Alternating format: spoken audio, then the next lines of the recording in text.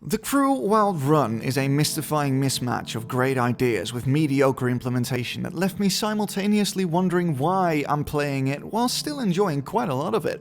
The idea of the game sounds great on paper. Assemble a team to take down a corrupt agent controlling a car gang while simultaneously taking down the man responsible for killing your brother in an adventure that spans the entire United States of America. What follows is a very hit and miss game that just barely manages to succeed despite the obvious and glaring flaws it has. I'll immediately jump to the biggest pull this game might have on you, because God knows that was the biggest pull on me, and that's the map. The US, while severely compressed in the interest of time, has been faithfully recreated with all the larger and some of the medium and smaller sized city present for you to explore, and it reportedly takes you around 45 minutes to drive from coast to coast. The size and scope of the map serves to give you a feeling that so much is possible within its borders, and while I'm extremely impressed by the variety and the pretty detailed world, doesn't manage to stave off the old mile-wide, inch-deep chestnut. But more on that later. Let's talk about races first. The races take you all over the place, from the mean streets of NYC to the dust and grime of the Grand Canyon. The several different game modes are distributed over a variety of different car specs, from street cars to cross-country to monster trucks doing their best impression of a Tony Hawk game as they can muster. All the usual suspects are also here in terms of game modes, drift races, sprints, drag races, circuits, you name it, this game's got it.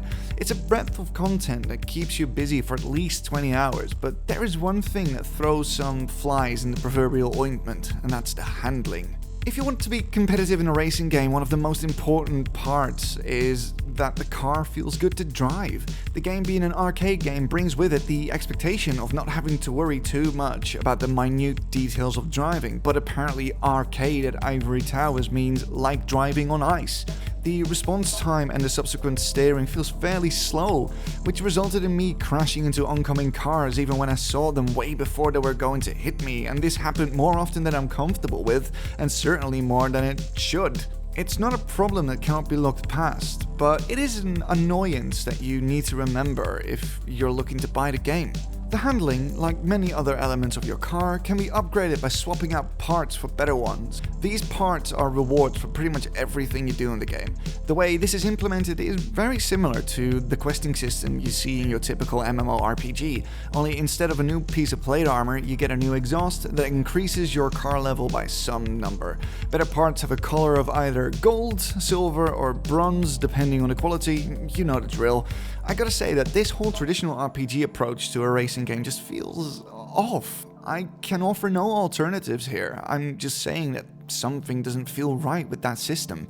Now let's move on to the story, and jeez, it's a story that is so incredibly, laughably bad that even a terrific actor like Troy Baker can't save this script.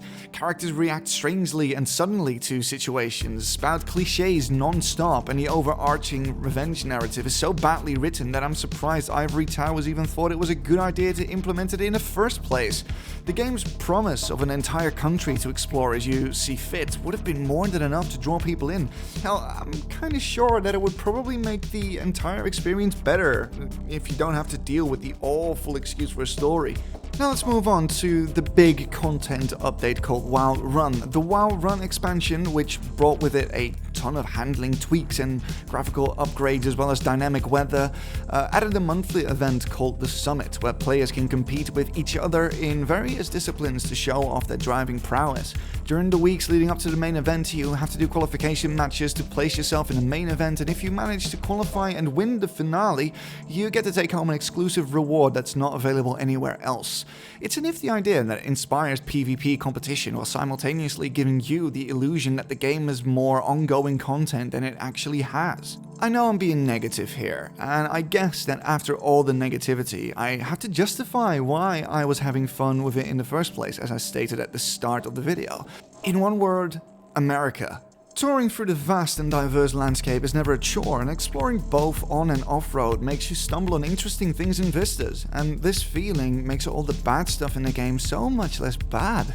The game seems eager to show you how well it does different locales by offering you races that take close to an hour or more to complete, sometimes sending you from New York to Texas through fields and forest. When I was doing this, everything sort of started to click with me, and I was having the time of my life thanks to the combination of the map and the nice soundtrack that gives you the option to chase the sunset while listening to a decent mixture of electronic and acoustic music with a wonderful ambient focus station to boot. This game has no right to be good, but it's more than the sum of its parts. There's something great about playing a game that just triggers your wanderlust in a way that not many other games do.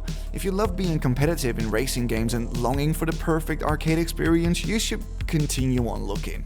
But if you just want to chill out, stick on a podcast, and go exploring, then this game is pretty much the best you can do right now. Another plus is that the game's MMO features are nearly always optional, so you can play it like a single player game that just happens to have other people in the same session as you. The game also has been out for a while now, so you can find it heavily discounted at a lot of stores. So getting this for around $20 to $30 is a really good deal. Have you played this game? What did you think of it? Let us know in the comments, and if you like this video, consider liking it, or you can subscribe to our channel for new content every few days. Doesn't cost you anything, and what have you got to lose? My name was Chris for Select Characters. Goodbye!